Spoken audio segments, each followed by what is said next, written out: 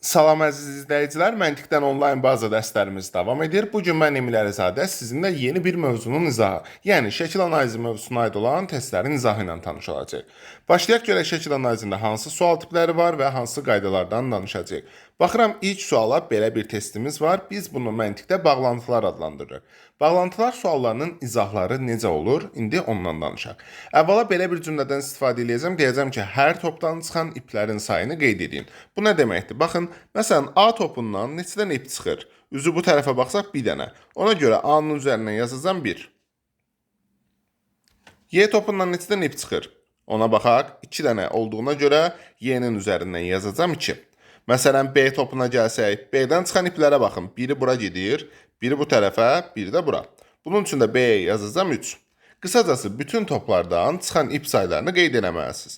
C-dən 3, F-dən 2, D-dan da 3. Bu qaydada bunu yazdım. Və bunun eynisini sağdakı şəkildə də tətbiq eləməlisən. Yəni, məsələn, bu topa 1 yazacağam. Niyə? Çünki bundan bircə dənə yer var. Bir dənə bura yol var. Məsələn, gəlin buna baxaq. Bu topa nə yazmalıydım? Bundan 3 dənə çıxış var. Ona görə bura 3 yazacağam. Bu qaydada bir-bir yazıram. Y-də 2, X-də 3, burada 2, burada da 3. Niyə 3? 1, 2 və 3. Artıq buradakı məntiqi əlaqəni bildik. İndi baxırsınız əsas tərəfə, yəni sol tərəfə. Orada iplərinin sayına görə digərlərindən fərqlənən bir top olmalıdır. Baxın, sadəcə A topudur ki, bir iplidir. A-dan başqa bir ipli heç yerdə topumuz yoxdur. Sən sağda A-nı durub gəlib bura 3 ipli yerə yaza bilməzsən. Yəni, nə demək istəyirik? Bir ipli, sağda da bir ipli olmalıdır. Deməli, mən bura yazacağım A. A-nı yazdım. Bir iplini bir ipli yerə yazasan. Və belə bir qaydadan danışacağım. Tapdığınız topu bir dənə balaca dairəyə alın. Yəni, bu A-nı tapmışamsa A-nı dairəyə alıram. Artıq mən A topunun yerini bildim. İndi yenə məntiqi ardıcıllığı davam elətdirək. A-dan hara gediş var? A-dan sadəcə B-yə gediş var. Deməli, bu A-nın gedəcəyi bu nöqtə mütləq B olmalıdır. Burada yazdıq B. B-ni tapdım, bunu da dairəyə alıram. İndi B-dən gedilən yerlərə baxaq. Baxın, B-nin getdiyi 2 dənə olan F-dir. B-dən gedilən 2 dənə yazılan F-dir. İndi baxaq. Bu B-dən gedilən bura.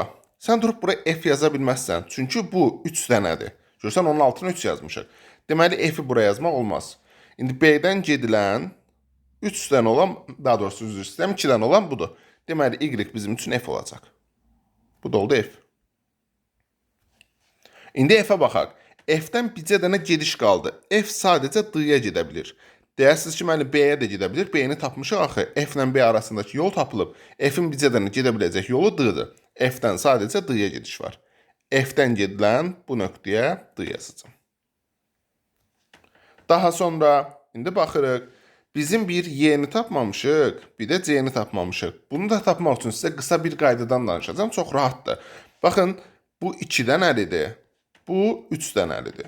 Biz bayaq dedik axı 2 dənəlini durub 3 dənə olan yerə yaza bilmərik. Yəni, sən durub bura Y yaza bilməzsən. Çünki bu 3 dənədir, amma Y 2 dənəli idi.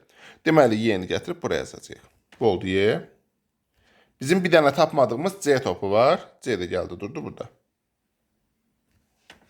Bütün topları tapa bildik. İndi səndən X istəyir. X bizim üçün D-dir. Y istəyir. Bu da F-dir. Deyilən F. Cavab oldu C variantı.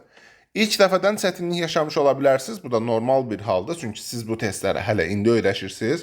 Növbəti videoda, daha doğrusu növbəti testdə yenidən danışacağım. Hələ ki səbirli olaq, yəni bütün proqramı, bütün testləri rahat-rahat öyrənə biləsiniz. Keçək bu dediyimizi növbəti testdə tətbiq edək. Artıq orada görəsiniz ki, daha rahat başa düşmüş olursunuz. Gəlin baxaq. Dedik, birinci işimiz nədir? Toplardan çıxan ipi qeyd eləmək. Mən bunları tez-tez qeyd edəcəm. B-yə yazıram 1, C-yə yazıram 3, A-ya yazıram 3, Y-yə yazıram 3, F-ə yazıram 2, D-yə də yazıram 2. Keçirəm bura.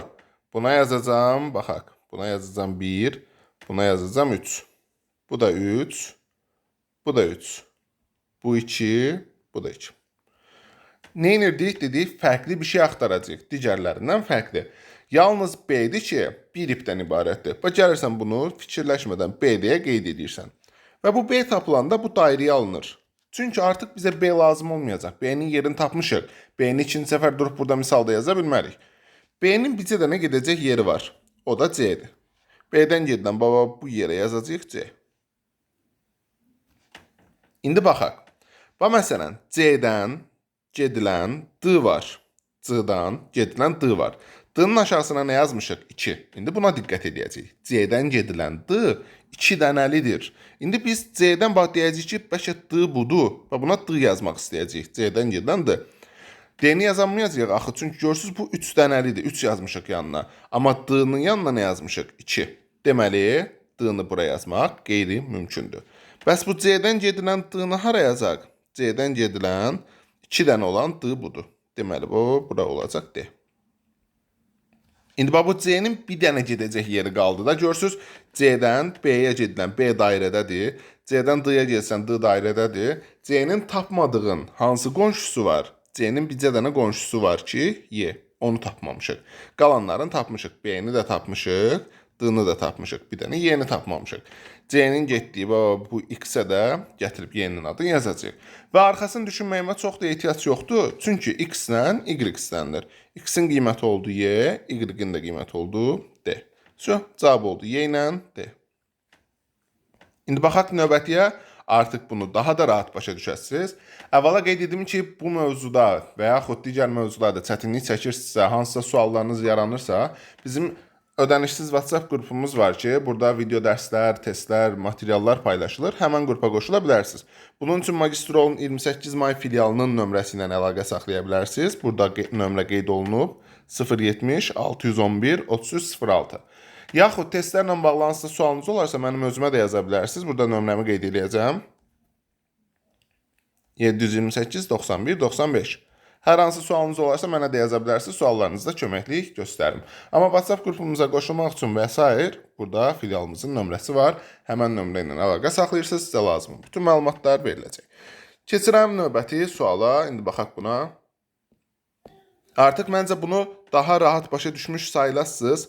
K-dan 1, B-də görürsünüz biraz çoxdur. 5, O-da 2, Z-də 4, T-də 3, F-də 3. İndi gələk tez-tez bura. 1, 5, 3, 4 və 2. İndi baxaq. Dedik nə cür başlayırdıq? Fərqli bir şey axtarırıq. Görürsünüz, bir dənə olan K-dır. K-dan başqa heç bir topdan bir dənə ip çıxmır. Deməli, sən K-nı məcbursan ki, buraya yazasan. K oldu bu. K-nın gedəcək bircə dənə yeri var. O da B-dir. Bircə dənə B var. K-dan gedilən bir dənə B-dir. Bunu yazdıq. İndi baxın, arxasını əslində tapmağa çox ehtiyac yoxdur. Çünki səndən Y istənilir. Diqqətlə baxaq. Y neçə dənə ipli topdur? Bunu əvvəlcə anlayaq. Y 2 dənə ipli topdur, düzdür? Y-ə sən durub F yaza bilməzsən. F 3 dənə ipli topdur. Deməli, misalda 2 ipli bir şey axtarırıq. Mən də misala baxıram ki, 2 ipli bircə dənə O var. Baxın. O-dan başqa görün hansısa 2 dənə iplidir, yoxsa yox? Təbii ki, yox. Heç bir 2 dənə deyil. Deməli, Y-i fikirləşməyə ehtiyac yoxdur. Y birbaşa olacaq O. 2 ipli sadəcə O var. X-in qiyməti oldu B, Y-in də qiyməti oldu O. Biri B-dir, biri də O-dur. Cavabı tapa bildik. Dediyim kimi buna aid testlər bizim WhatsApp qrupumuzda paylaşılacaq. Yəni mövzunun nə qədər yaxşı dərk etdiyinizi öyrənmək üçün həmən WhatsApp qrupumuza da qoşula bilərsiniz. Keçək növbəti bir suala. Şəkil analizində fərqli suallardan da biri budur. Belə bir testimiz var. Bəs burada məntiqi əlaqə nədir? Onu axtarırıq. Yadda saxlayırsınız ki, bu tip suallarda bizə sadəcə qara nöqtənin yeri lazımdır. Bu qara nöqtə hardadır? Bu qara nöqtənin yerinə diqqətlə baxın. Bu romb adlandırdığımız fiqur, düzbucaqlı və dairə. Hamısının içərisindədir. Bizə lazım olan qara nöqtənin yeridir. Qara nöqtə 3 fiqurun 3-ünün də içərisindədir. İndi də səndən həmən görüntünü yaratmağı tələb edir. Yəni deyir ki, elə bir görüntü yarat ki, qara nöqtəni oraya yazsan, həmən şəkil çıxsın ortaya. Və burada görsən, üçü də bir-biri ilə kəsişməyib. 3 fiqurun üçü də kəsişməyib. Ona görə A variantı doğru ola bilməz. B variantında görürsünüz, bu dairə ilə bu düzbucaqlı bir-birləri ilə kəsişməyib, yəni toxunmayıblar. B də getdi. C-də də yenə görürsünüz, bundan bu bir-birləri ilə toxunmayıb. Bu da getdi.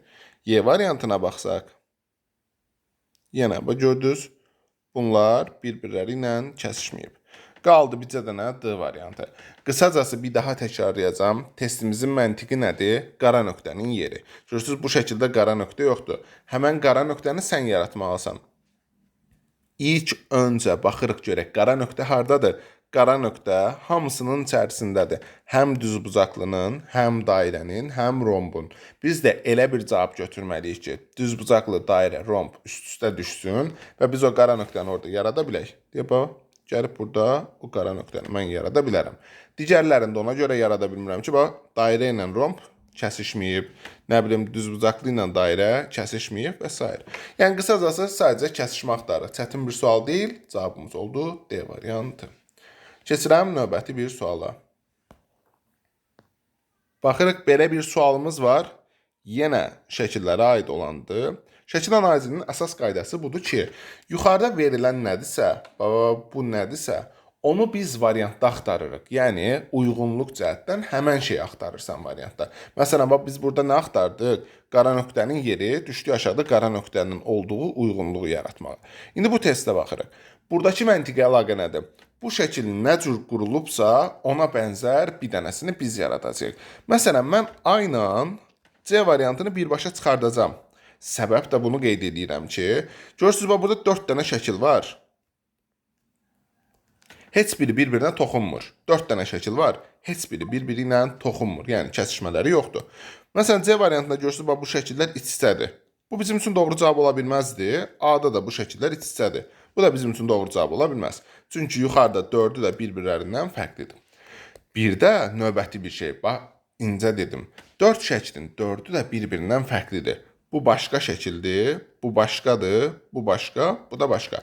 4-ü də fərqli olduğuna görə Y variantı doğru ola bilməz. Y-də görsən 2 dənə eyni şəkil var. Bax, bu şəkillə bu şəkil. İkisi də eynidir. Eynilər ola bilməz. Çünki yuxarıda 4-ü də müxtəlif olub. Bura baxsan, burada da bu 2 dənə şəkil bir-birindən eynidir. Amma biz dedik ki, hamısı fərqli olmalıdır. D-da getdi, qaldı B variantı. Yəni, axtardığımız cavab oldu B variantı. Məntiqi əlaqə budur. 4 şəkil bir-biri ilə fərqli olsun və bir-birləri ilə kəsişməsi olmasın. Axtardığımız oldu B variantı. Bu tip suallar, yəni siz o qədər işləyəsiniz ki, mütəmadi olaraq, yəni suala baxan kimi artıq söhbətin nədən getdiyini biləsiniz. Sadəcə hələ yeni başladığımıza görə bəzi suallarda, bəzi testlərdə çətinlik yaşaya bilərsiniz.